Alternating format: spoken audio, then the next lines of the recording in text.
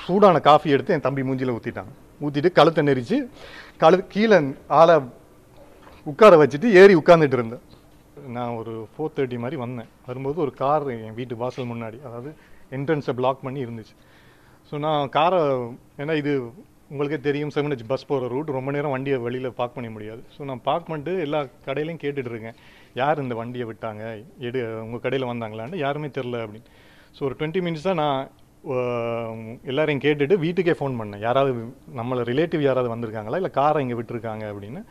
அக்கா சொன்னால் யாருமே அப்படி வரல அப்படின்னு. அப்புறம் இவன் என் தம்பி, கசின் பிரதர், இவன்ட்ட நான் இவன் மேலே இருக்கான், ஃபோன் பண்ணி உங்கள் வீட்டுக்கு யாராவது வந்திருக்காங்களாடா, கார் இருக்குது, நான் ரொம்ப நேரமாக ரோட்டில் நின்றுட்டு இருக்கேன் அப்படின்னா. இவன் எங்கள் வீட்டுக்கு வரலன்னு இவன் கீழே வந்தான். கீழே வந்து ஒவ்வொரு கடையாக கேட்கும்போது இவன் போய் டீ பாயில் கேட்டான். அப்போ ஒரு ஃபேமிலி, ஒரு ஹஸ்பண்ட் அண்ட் ஒய்ஃபும் ஒரு அம்மாவும் எங்கள் வண்டி தான் அப்படின்னு சொன்னாங்க. அப்போ நான் கேட்டேன், எங்க 20 நிமிஷமாக கேட்டுட்ருக்கேன், நோ பார்க்கிங்னு அதில் போட்டிருக்கு, அதையும் தாண்டி விடுறீங்களே, கொஞ்சம் வண்டி எடுங்க அப்படின்னு சொல்லிட்டு நான் வண்டி ஏற போயிட்டேன். அப்போ என் தம்பிகிட்ட அவள் கேட்டிருக்கா, அவன் பெரிய பிக் பாஸில் வந்து அவன் பெரிய இவனா, வெயிட் பண்ண மாட்டானா அப்படின்னு கேட்டிருக்கான். அப்போ என் தம்பி கேட்டிருக்கேன், ஏங்க உங்கள்கிட்ட அவர் மரியாதையாக தானே கேட்டார் வண்டி எடுங்கன்னு. இப்படியே வாக்குவாதப்பட்டு இருக்கேங்க. நான் திருப்பி வண்டியிலேருந்து இறங்கி வந்து, அண்ணா நான் ரொம்ப நேரம் வண்டியை ரோட்டில் நிற்க முடியாதுன்னா சீக்கிரம் எடுங்க அப்படின்னு சொல்லி போகிறதுக்குள்ளே சூடான காஃபி எடுத்து என் தம்பி மூஞ்சியில் ஊற்றிட்டான். ஊற்றிட்டு கழுத்தை நெரிச்சு கீழே ஆளை உட்கார வச்சுட்டு ஏறி உட்காந்துட்டு இருந்தேன். ஒரு அண்ணனா நான் என்ன ப்ரோ பண்ணும், வந்து பிடிக்கிறேன், என்னை தள்ளி விட்டுட்டு எல்லா இடம் நிகத்தால கீறிட்டு இப்போ நான் அவங்கள தள்ளி விட்டேன்னு சொல்கிறேன். இதில் அவர் சொல்கிறாரு, நான் ஜட்ஜோட பையன், எனக்கு என்ன செய்யணும்னு தெரியும் அப்படின்னு சொல்கிறாரு சார்.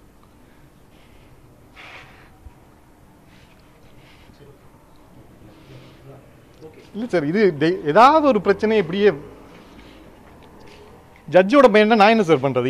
என் வீட்டுக்கு முன்னாடி வண்டியை நிப்பாட்டிட்டு எடுக்க மாட்டாரு, நான் ஜட்ஜோட பையன் என்ன பண்ணணும்னு தெரியும்னு சொன்னால். அதுக்கப்புறம் 100க்கு நான் 4 தரம் கால் பண்ணேன், எல்லாம் கட் ஆயிடுச்சு. அதுக்கப்புறம் போலீஸ் வரும் வரைக்கும் அவங்க நின்று ஆர்கியூ பண்ணி வீட்டில் எங்கள் அக்காவை கூப்பிட்டு அசிங்கமாக கேட்டுட்டு இருக்காங்க. அது வரைக்கும் ஒரு பிரச்சனையும் இல்லை. நாங்கள் போலீஸ் ஸ்டேஷனில் போய் கம்ப்ளைண்ட் கொடுத்தோன்னே சொல்லு இல்லை அப்படி சொன்னது கிளியராக நீங்கள் கேட்டிருப்பீங்கன்னு நினைக்கிறேன். ஏன்னா நான் அவ்வளோ நேரமாக நானும் கேட்டு இருந்த மாதிரி ரெக்வஸ்ட் தான் பண்ணது. நாங்கள் எதுவுமே அங்கே ஆஷா நாங்கள் பேசவே இல்லை. பேசுறதுக்கு முன்னாடி மேலே வந்து அவர் புஷ் பண்ணிகிட்டே வந்தவர், ஹஸ்பண்ட் வந்து புஷ் பண்ணிட்டு கை மேலே வச்சுட்டே வந்தார். நான் சொன்னேன், கை ஏன் மேலே வைக்கிறீங்க, நான் வாயால் தானே பேசிகிட்டு இருக்கேன். பேசிகிட்டு இருக்கும் போது அவங்க லேடி வந்து டக்குன்னு சுடு காஃபி, அவங்க குடிச்சிட்டு இருந்த காஃபி அப்படியே எடுத்து மூஞ்சில் ஊற்றுறாங்க. ஸோ மூஞ்சில் ஊற்றுனதுக்கு அவங்க கையை தான் நான் பிடிச்சது. இப்போ நீங்கள் ஒருத்தவங்க குத்த வராங்க ஏதாச்சும் வந்தாங்கன்னா நீங்கள் தற்காப்புக்குன்னு என்ன பண்ணுவீங்க, கை தடுக்க தானே செய்வீங்க. அந்த மாதிரி தான் நான் தடுத்தது, கையை பிடிச்ச உடனே அவர் ஹஸ்பண்ட் வந்து கழுத்தை பிடிச்சிட்டு அப்படியே எனக்கு கீழே படுக்க போட்டு மேலே ஏறி உட்காடுறாரு. நாங்கள் மேலே எந்த ஒரு அடியும் எதுவுமே நாங்கள் பண்ணவே இல்லை. அப்போ வந்து எல்லாருமே எங்கள் வீட்டை சுற்றி இருக்கவங்க, கடையில் இருக்கவங்க எல்லாருமே அவர் மேலே உட்காந்தவரை மேலே தூக்கி தான் விட்டாங்க. அப்போ தர்ஷன் வந்து தூக்கம் தான் செஞ்சார். மேலே என் மேலே இப்போ அவ்வளோ பெரிய வெயிட், நீங்கள் அந்த வீடியோ நீங்கள் பார்த்துருப்பீங்க, பார்த்திக்கலான்னு தெரியல, அவர் எவ்வளோ பெரிய வெயிட் இருக்கவர் என் மேலே ஏறி உட்காந்ததுனால தான் அவங்க எல்லாருமே தூக்க தான் செஞ்சாங்க. தூக்கி விட்டதுக்கு அப்புறமேட்டு வந்து என்னையே தான் வந்து இது பண்ணிட்டு இருந்தது, அடிச்சிருந்தது. அந்த லேடி மேலே நான் எந்திரிச்சு வரேன், அவங்க அம்மா வந்து ஓடி வந்து என் முடியை பிடிச்சி இழுத்துட்டு கன்னத்துல 2 அடி, இந்த இடத்துல 2 அடி அடிச்சுட்டு இருக்காங்க. நான் கீழே படுத்துட்டு இருக்காம எந்திரிக்கும் போது இது நடக்குது. நான் வந்து அவங்க மேலே அடிச்சேன்றாங்க.